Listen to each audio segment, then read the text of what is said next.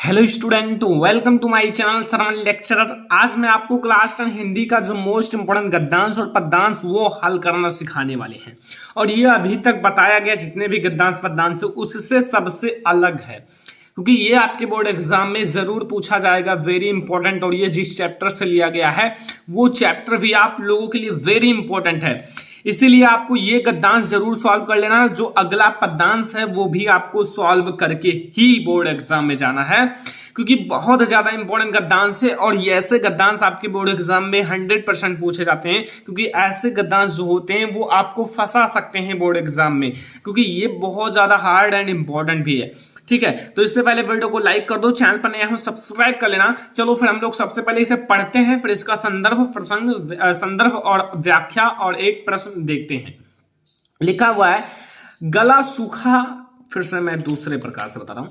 गला सूख रहा है, साथी छूट गए हैं, अश्रु गिर पड़ा है, इतना थका हुआ हूं, इतना कहते कहते वह व्यक्ति घम से बैठ गया।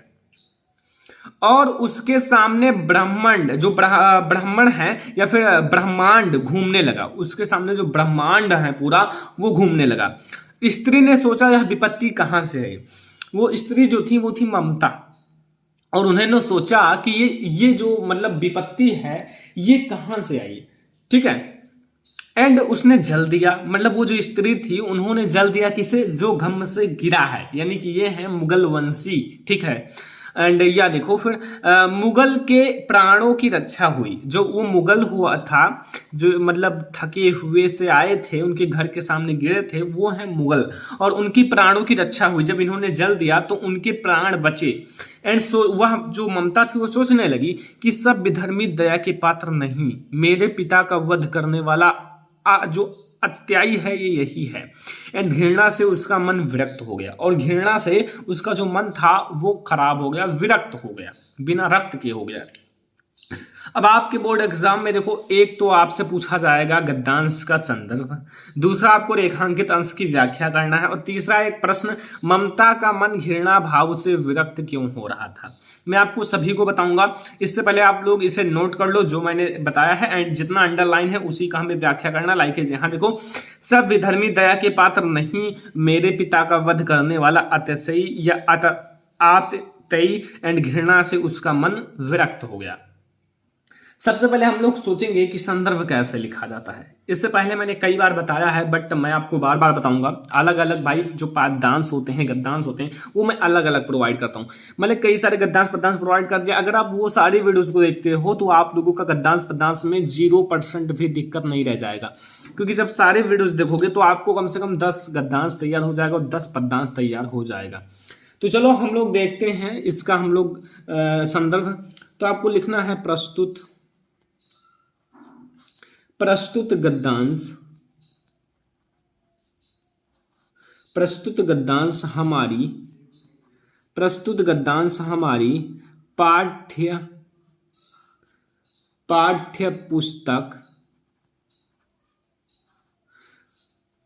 पुस्तक के गद्य खंड। ये कौन सा खंड है, गद्य खंड,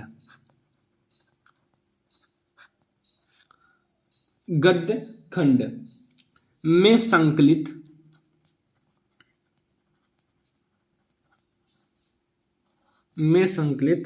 और किस चैप्टर से लिया गया है ये तो आपको पता ही है कि नहीं पता है, पता होगा। संकलित। अब आप चैप्टर का नाम लिखो जो आपके चैप्टर का है, तो वो तो आपको पता होगा, ममता। ठीक है, नामक पाठ से लिया गया है, पाठ से लिया गया है। इसके लेखक कौन है। देखो भाई, आपको पाठ का नाम और लेखक का नाम, ठीक है, इसके लेखक कौन है आपको पता है कि नहीं, सभी को पता होगा, क्योंकि अगर आपको ये नहीं पता है तो आपका 4 नंबर कट जाएगा। इसके लेखक, इतना तो आपको पता ही होना चाहिए, लेखक जयशंकर प्रसाद जी हैं, जयशंकर प्रसाद जी हैं। तो ये हो गया मतलब संदर्भ। संदर्भ में आपको केवल जो इंपॉर्टेंट चीज है वो है पाठ का नाम तथा लेखक का नाम। अगर आपको पाठ का नाम और लेखक का नाम पता है तो फिर आप संदर्भ आसानी से कर लोगे। अगर आपको नहीं पता है तो आप संदर्भ नहीं कर पाओगे। तो इसीलिए आपको पाठ का नाम और लेखक का नाम पता होना चाहिए, ठीक है। तो यहां से आपका संदर्भ कंप्लीट हो गया। आखिर संदर्भ कैसे लिखा जाता है, अब देखो इसकी व्याख्या करना है। तो रेखांकित अंश कितना है, जब सब विधर्मी दया के पात्र नहीं, मेरे पिता का वध करने वाला आतताई या फिर घृणा से उसका मन विरक्त हो गया। तो अगर आप पूरा समझोगे, पाठ को पढ़ोगे, तभी आप समझ पाओगे। व्याख्या मैंने बहुत अच्छे से लिखा है, अगर आप एक बार ध्यान से समझोगे तो समझ में आ ही जाएगा। तो देखो आपको पता है, सबसे पहले कुछ पॉइंट्स पता होने चाहिए, लाइक वो जो मतलब थका हुआ व्यक्ति कौन था, मुगल वंशी, ठीक है। ये सारी चीजें थोड़ी थोड़ी पता होना चाहिए। अब मैं आपको बताता हूं, और वो मतलब जो थी वो कौन थी, ममता। वो जो स्त्री थी उसका नाम ममता था। अब इन्हीं दोनों की इस व्याख्या में भूमिका है, ये ट्रिक है, मतलब इन्हीं दोनों की घुमा फिराकर बातें करनी है। देखो मैंने इस मुगल वंशी को जल देकर उचित नहीं किया। जब ममता के घर के सामने वो मुगल वंशी गिरा तो उन्होंने जल दिया कि इसका प्राण बच जाए, इसके प्राणों की रक्षा हो जाए। तो ममता सोच रही है कि मैंने इस मुगल वंशी को जल देकर अच्छा नहीं किया, क्योंकि इन्होंने ही उसके पिता की हत्या की थी, और वो जो मुगल वंशी था वही इनके पिता की हत्या की थी। अब जब इनके पिता की हत्या की थी तो ये सोच रही थी कहीं मेरा भी हत्या ना कर दे। तो ऐसे में यही सोच रही थी, अगर मैंने पानी नहीं दिया होता तो इसका प्राण चला जाता। तो ऐसे में जब उन्होंने पानी दिया तो उनका प्राण बच गया। फिर ममता को भय था, ममता को भय क्या था कि इस मुगल की तो जान बच गई, अब पता नहीं अब यह मेरे साथ कैसा व्यवहार करे।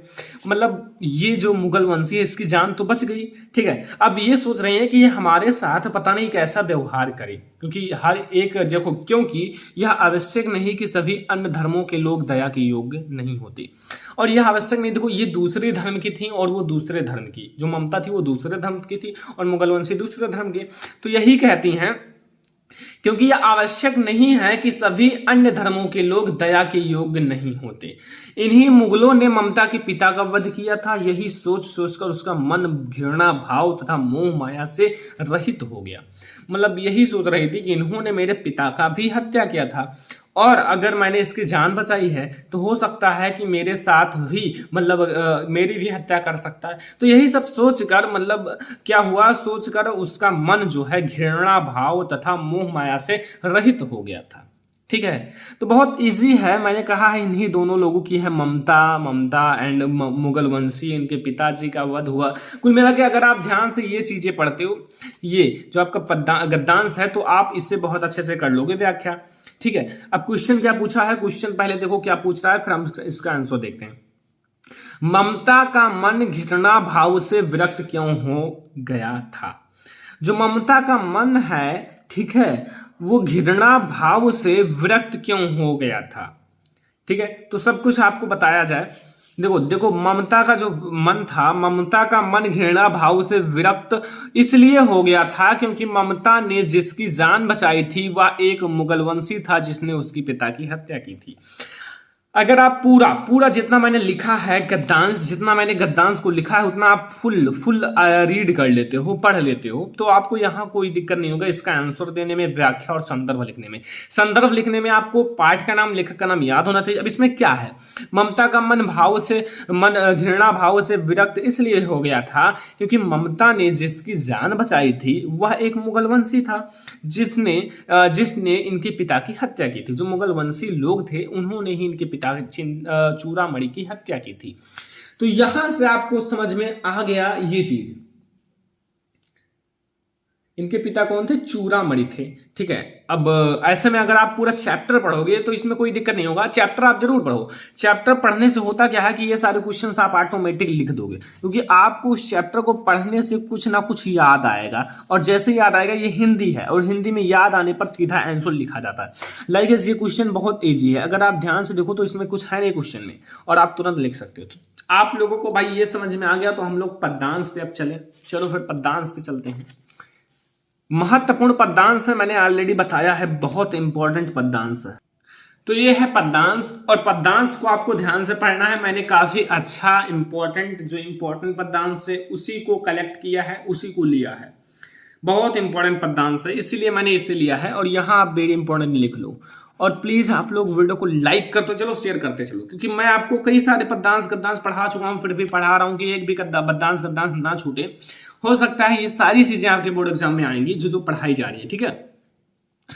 तो महत्वपूर्ण पद्यांश में सबसे पहले आप समझो ये लिखा गया है, इसका अर्थ आपको भाई अपने खुद से निकालना पड़ेगा। अगर अर्थ नहीं जानते हो तो हम नहीं बता सकते, क्योंकि चैप्टर में बुक में आपके अर्थ भी दिया हुआ है। अगर आप गाइड मॉडल लाओगे तो उसमें अर्थ भी दिया हुआ है, और आप उसे जब निकालोगे तभी तो जान पाओगे। अब इसका सब का मैं थोड़ा नहीं बताऊंगा, एक बता रहा हूं, एक का मैं बता दूंगा व्याख्या। देखो, धूरी भरे अतिशोभित श्यामजू एंड तैसी वनी सिर सुंदर चोटी। धूरी भरे अतिशोभित श्यामजू तैसी वनी सिर सुंदर चोटी, खेलत खात फ्री अंगना पग पैंजनी बाजत पीरी कछोटी। एंड वह छवि को रसिखान विलोकत वारत काम कला निज कोटी, काग के भाग बड़े सजनी हरे हाथ सो ले गयो माखन रोटी। देखो, अब आपको इसका अर्थ पता होना चाहिए। यहाँ देखो रसखान लिखा हुआ है, तो आपको ये पता होना चाहिए इसके जो रसखान जी चैप्टर मतलब लेखक हैं, उनके चैप्टर्स में, उनके पद्यांश में अक्सर ये लिखा रहता है। अगर ये लिखा है तो आपको पता हो जाना चाहिए कि इसके लेखक रसखान हैं। अब पाठ का नाम आपको पता होना चाहिए, इसके पाठ का नाम क्या है वो तो आपको पता होना चाहिए। तो आप इसे पहले एक बार ध्यान से पढ़ो। ये जो पद्यांश होते हैं अगर आप एक ध्यान से पढ़ लेते हो तो उसका अर्थ ऑटोमेटिक निकल आता है। लिखा क्या है सबसे पहले आप ये ध्यान से पढ़ो। लिखा है धूरी भरे अति शोभित श्यामजू, यानी कि जब श्याम जी, श्री कृष्ण जी धूल से भरे होते हैं तो अत्यंत आकर्षित लगते हैं। धूरी भरे अति शोभित श्यामजू, यानी कि जो कवि रसखान जी कहते हैं कि एक सखी दूसरे सखी से कहती है कि श्याम वर्ण, यानी कि श्री कृष्ण जी धूल से भरे अत्यंत सुशोभित हो लगते हैं या आकर्षक लग रहे हैं। एंड फिर कहती हैं तैसी वनी सिर सुंदर चोटी। ठीक है, अब यहां कहने का अर्थ है कि ऐसे ही उनके सिर पर सुंदर चोटी सुशोभित हो रही है, मतलब उनके सिर पर सुंदर सुंदर सी चोटी बंधी हुई है, तो वो भी बहुत ज्यादा सुशोभित हो रही है। और धूल से बड़े श्याम जी यानी कि श्री कृष्ण जी बहुत ज्यादा सुशोभित हो रहे हैं। खेलत खात फ्री अंगना पग पग पग वैजंत वाजत पीरी कछोटी। यहां कहने का अर्थ क्या है कि वे अपने अंगना में खाते हुए खेलते हुए घूम रहे हैं और उनके पैरों में पायल बज रही है। देखो यहाँ पग वैजन बाजती, यानी कि उनके पैरों में जो है वो क्या बज रहा है, पायल बज रहा है। ठीक है, ऐसे में आपको सारी चीजें समझ में आ रही होंगी। और वे पीले रंग की छोटी छोटी धोती पहने हुए हैं।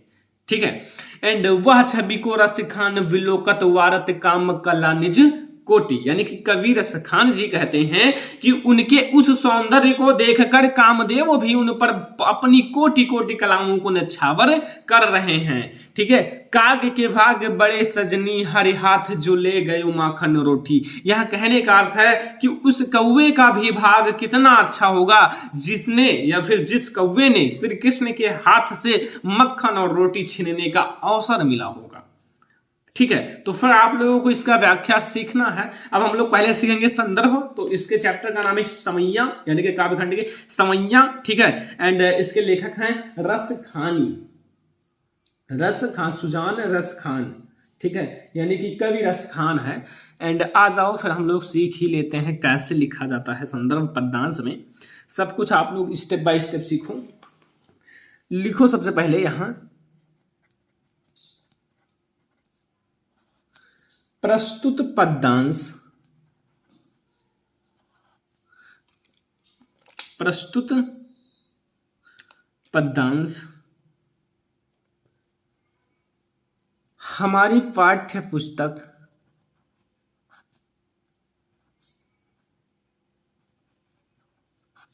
हमारी पाठ्य पुस्तक काव्यखंड, कौन सा खंड है, काव्यखंड, काव्यखंड के, अब इसका जो चैप्टर का नाम है वो क्या है, वो है समैये, समैये। ठीक है, एंड शीर्षक से, जो शीर्षक है शीर्षक से लिया गया है।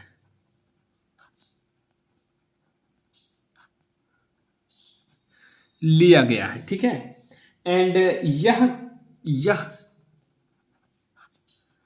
कवि रस खान द्वारा रचित, ये भी विलेख से ही लिखना। कवि कौन है? रस खान। ये भी आप विलेख से ही लिखना, क्योंकि कवि है रस खान तो ये विलेख से ज्यादा बेटर रहेगा, ठीक है। कवि रस खान रचित, एंड एक इनका है मतलब क्या है, रचना सुजान रस खान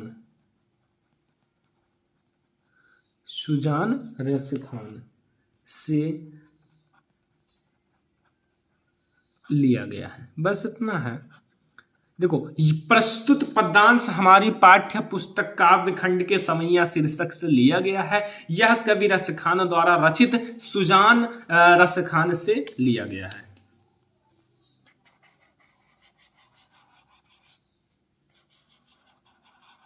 बस यहां आप लिख सकते हो, प्रस्तुत पद्यांश हमारी पाठ्य पुस्तक काव्यखंड के समैया शीर्षक से लिया गया है। यह कवि रसखान द्वारा रचित सुजान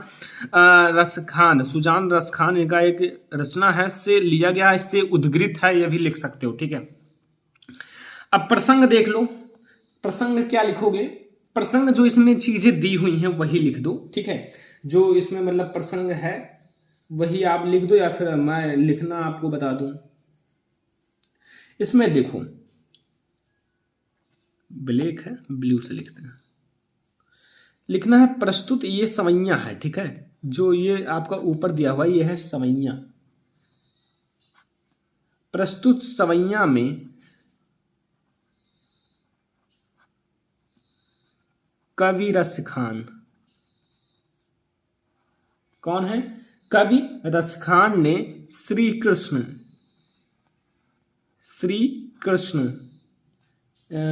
के